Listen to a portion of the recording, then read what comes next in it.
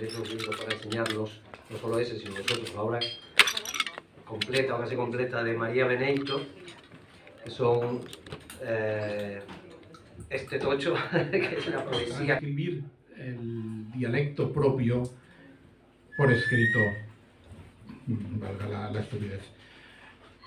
Transcribirlo, pero no utiliza andalucismos, no utiliza morfología o sintaxis que pudiera ser propia, sino que a veces simplemente la aspiración, simplemente la pérdida de la D, que también ocurre en cualquier castellano de cualquier pueblo de España, pero intenta adecuar un tanto algún diálogo a estos personajes.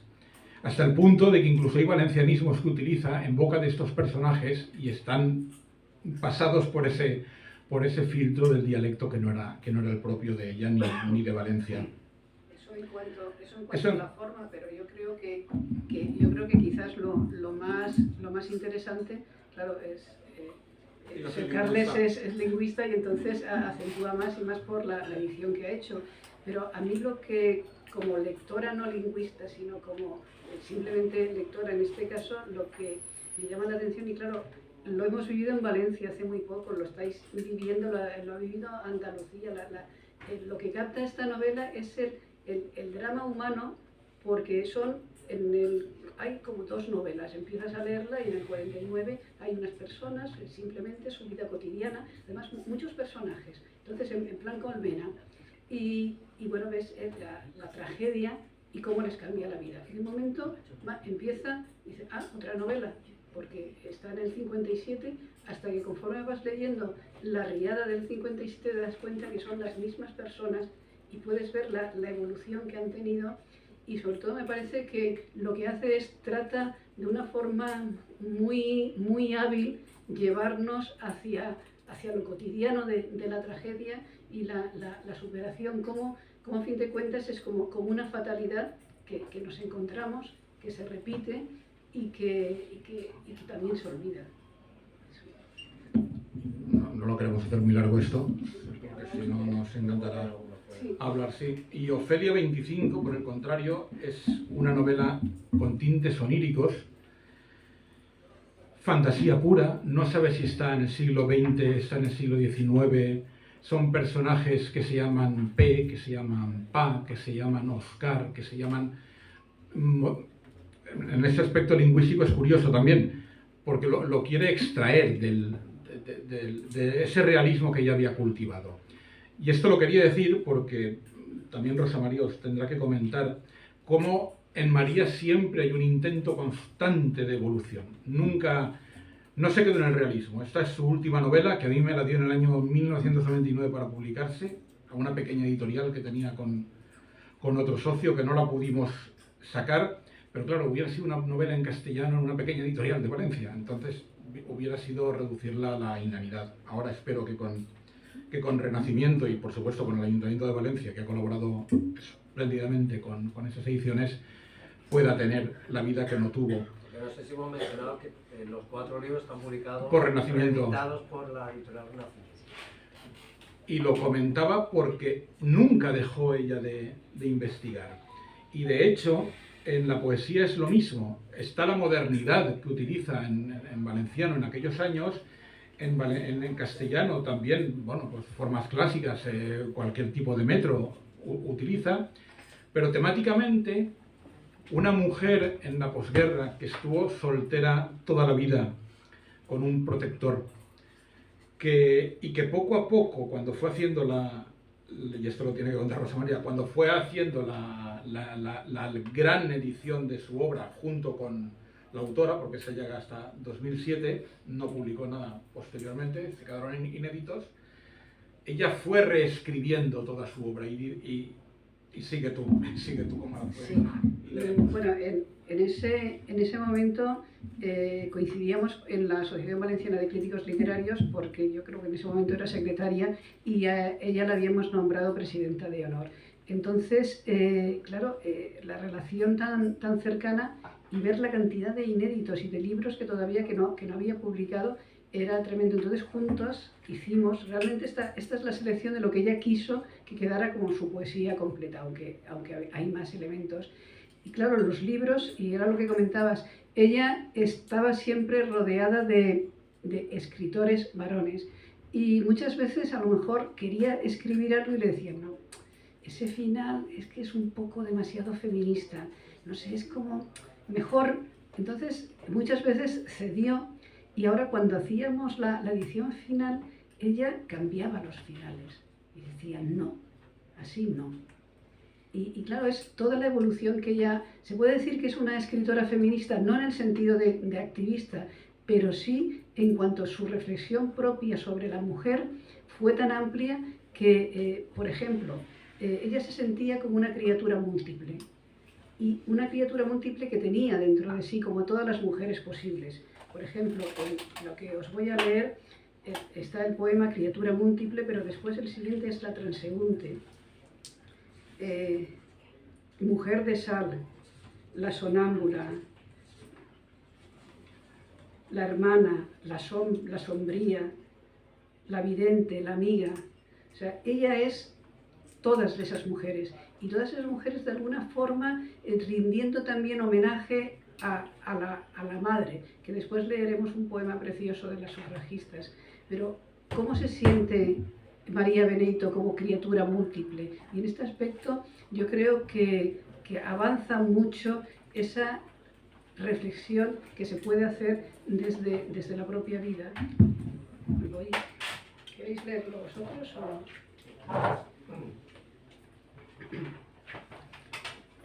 Criatura múltiple. Ni siquiera yo sé por qué me vive la vida, este aluvión de torpes luces, en criaturas reunidas, aguas que vienen a mezclarse al caudal mío. ¿Soy yo tantas mujeres en mí misma? ¿Están viviendo en mí tantas promesas, tantas desolaciones y amarguras, tanta verdad que no me pertenece? Tengo la vida demasiado ciega, con recuerdos, ¿de dónde?, que me agobian, con nostalgias profundas, ¿de qué cimas? Y mi voz viene a veces de tan lejos.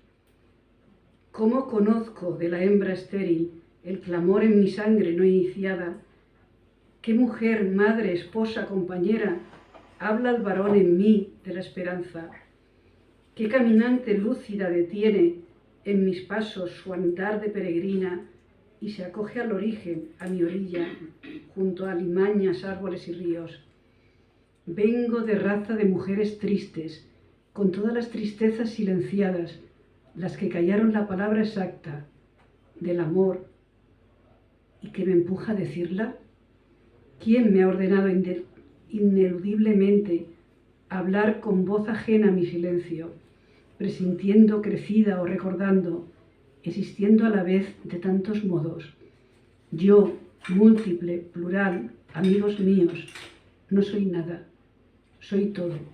Soy aquella que se quejaba a Dios de no ser río y ser mar, ser clamor y no palabra, ser calle de ciudad y no sendero, ser colmena y no ser única abeja.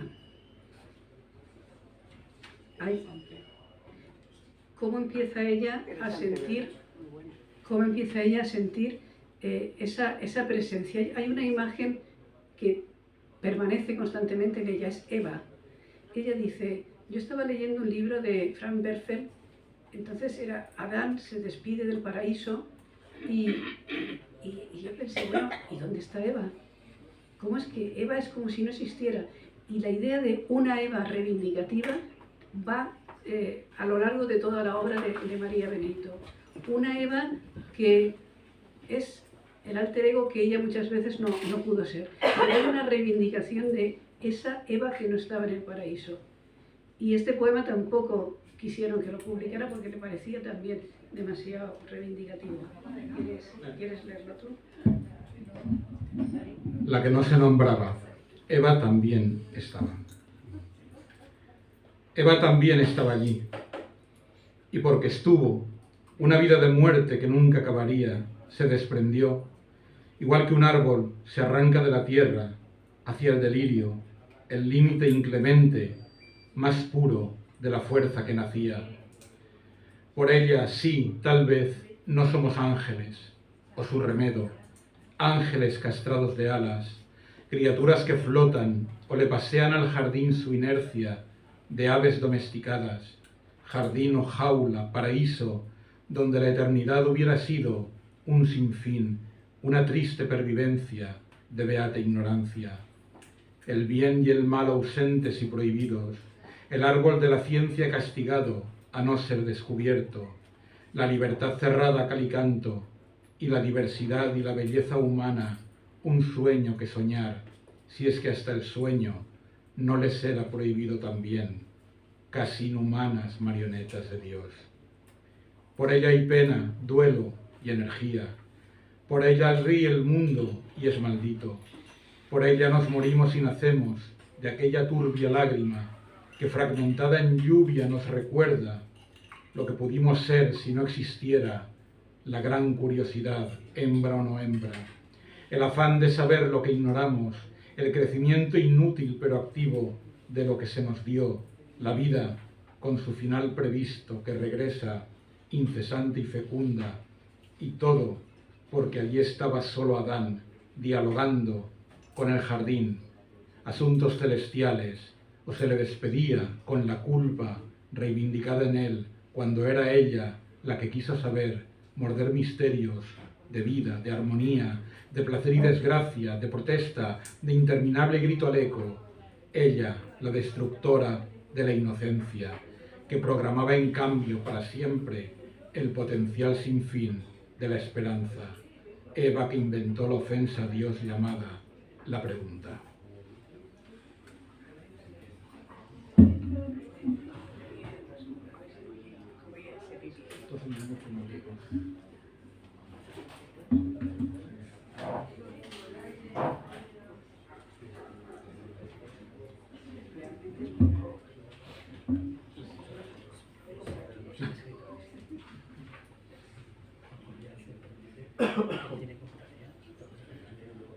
Esta elegía múltiple, hay, vamos a lo que está comentado, la época de la guerra, cuando muere su padre, y ¿quieres verla, por ejemplo? Elegía plural. Hay un muerto en la tierra que ha llevado mi sangre cuando no estaba en los canales míos, cuando era limbo yo, tierra de nadie. Con la voz encerrada en el silencio, hay un muerto en la tierra, muchos muertos. Yo miré por sus ojos, donde he sido ternura y cólera y tristeza silenciosa, antes de ser esta mujer oscura. Un camino de amor interrumpido, por la tierra trabaja, 1000 caminos. Aquí dejo su huella, que vibra en mi palabra. Por él padezco sed de muchas cosas, y el hambre suya nunca me se sacia. Rama de sombra que olvidó su noche, hubo en la tierra un árbol, hubo un bosque. Nombrada la justicia, esperanza vivir, luz obstinada entre las duras sombras, planta en infecto muladar crecida. Yo le digo que vivo y le conservo, que aún es mío y me vive, que aún es nuestro. Me dio la voz terrible que no encuentra palabras, que no conoce letras ni sonidos, voz que muerde el silencio, que lo abrasa. Me dio su voz, por su mirada veo, hay sus huecos en el aire, hay sus huecos. Se queda a mí la sangre, hombre tú, a quien la debo, y yo te digo, díctame la fuerza, ciega mi paz y bórrame el sosiego. Para velar preciso estar despierta, para velar tu sueño, nuestro sueño. Era un hombre de tierra, era un ensayo vivo de la vida que soy, y la pisada que apartaba las piedras del camino. Es inefable ramazón de huesos, hay un muerto en la tierra, muchos muertos. Podemos acabar con ¿quieres? El de... Gracias, Carlos. Sí, sí. ¿Sabes dónde está?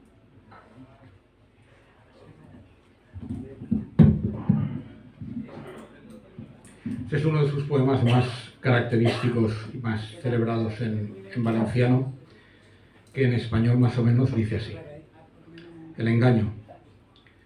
Yo soy la mujer fuerte de la Santa Escritura. Jamás hubo más débil, más humilde criatura. Jamás hubo quietud más densa que la mía, cerrando los caminos a la voz más crecida. Me tildan de serena, de fría y de valiente, y estoy llena de miedo y de tristeza ardiente. Sin raíces profundas y sin fuerza ni calma, ellos son el cobarde, el doliente o la esclava.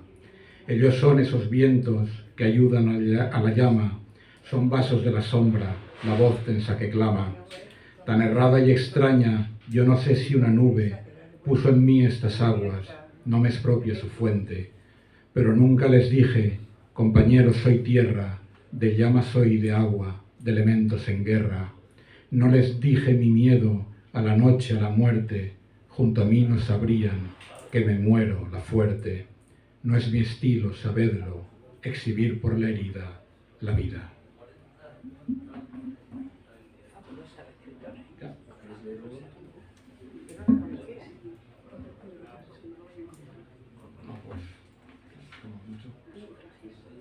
¿De las sufragistas?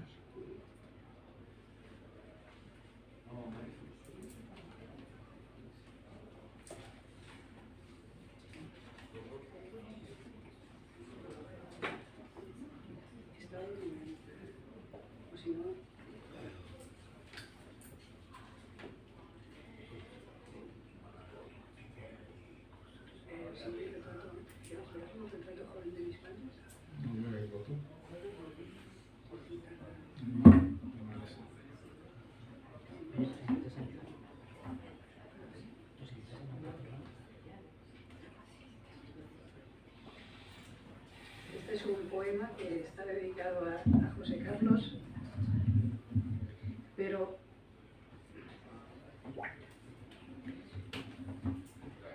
vuelve a recordar la imagen de sus padres. Para ella hay una serie de la reflexión sobre la mujer, la idea de Eva, la criatura múltiple y la fijación en sus padres, en la época que vivieron y cómo ella estaba de alguna manera ya en su vida aún sin haber nacido. Retrato joven de mis padres. No os conocí. No erais esos tan familiares rostros que besaban mis años incompletos. Todavía no había sazonado en vuestro cuerpo el tiempo y no nacíais para mí tan seguros, tan dentro de las formas que reservasteis para darme parte de vuestra plenitud. Esa muchacha de cuello encorsetado y perfil leve, ¿quién era? ¿Dónde me llevaba cuando no existía, ni siquiera en precoz presentimiento? Dentro de su belleza de coral y perla, recién brotada en la inocencia de su pequeña juventud.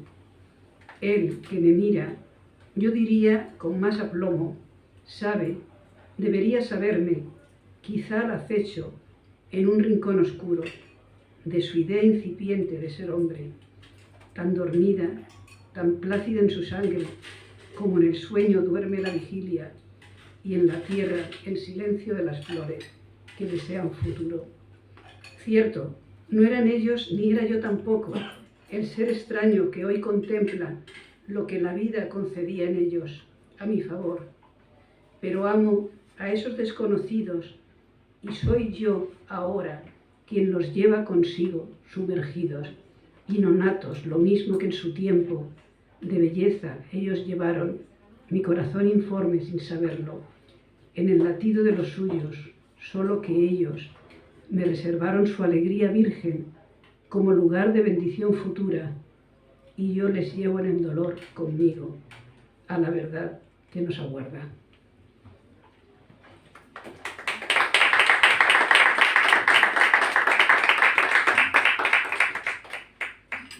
O sea, ¿quién quiere hacer alguna pregunta o quiere curiosidad por algo? O hemos traído algún libro, o sea que si quiere llevar... María Benito se vive de su obra, de lo que ella se dedica. Vivió, ¿no? Que si vivió, que si le dio para vivir. No le dio para vivir. Y ese es un poco su tragedia y la parte positiva. O sea, ella, cuando acaba la guerra, la familia está muy mal, realmente muy mal. Es más, ella a veces me decía, estaba tan mal que pensé que la única situación era dedicarme a hacer la calle, pero me daba tanto asco. Entonces resulta que el padre, como era un alto funcionario de la UGT durante la guerra, un amigo suyo que era empresario, pues lo metieron en la cárcel, los empleados y tal, y él gestionó para que saliera de la cárcel. Entonces, cuando ya ha pasado la guerra y ellas se encuentran tan mal, le piden ayuda a este hombre. Este hombre le encarga a su hijo que vaya y que la visite, les ayude en lo que pueda. ¿Qué pasa? Pues que ella es una joven muy hermosa, en ese momento estamos en el 39, 40, bueno, 20 años, y el hijo de este hombre pues tiene cerca de 40, se enamora perdidamente de ella, solo que está casado. Claro, en la España del momento, cuando era delito el adulterio, esa es la condena. Ese amor puede decirse, ¿qué pasa? Que tenía un amante, las cosas son mucho más complicadas porque este hombre estuvo durante más de 40 y tantos años yendo todas las tardes a visitarla. Gracias a él pudo escribir, evidentemente, aunque era un poco también como una trampa. Y esa fue la situación. Claro, ella, hay una constante en su poesía, y es la mujer estéril, los hijos no natos, que me llaman, porque el sufrimiento es que nunca pudo gritar su amor ni pudo tener hijos. Fue una vida buena, para ella siempre fue el amor de su vida. El amor de su vida, este hombre fue un gran industrial valenciano. Cuando ya no pudo ir a visitarla y estuvo enfermo, él en su lecho de muerte la llamaba, pero la familia no quiso saber nada de ella. Luego, esa es la historia trágica también de su vida. No obstante, recibió el Premi de les Lletres de la Comunitat Valenciana, de la Generalitat, del Premio de las Letras, y efectivamente eso implica una especie de sueldo vitalicio, o sea que sí, en ese momento ya había muerto la persona que fue el amor de su vida.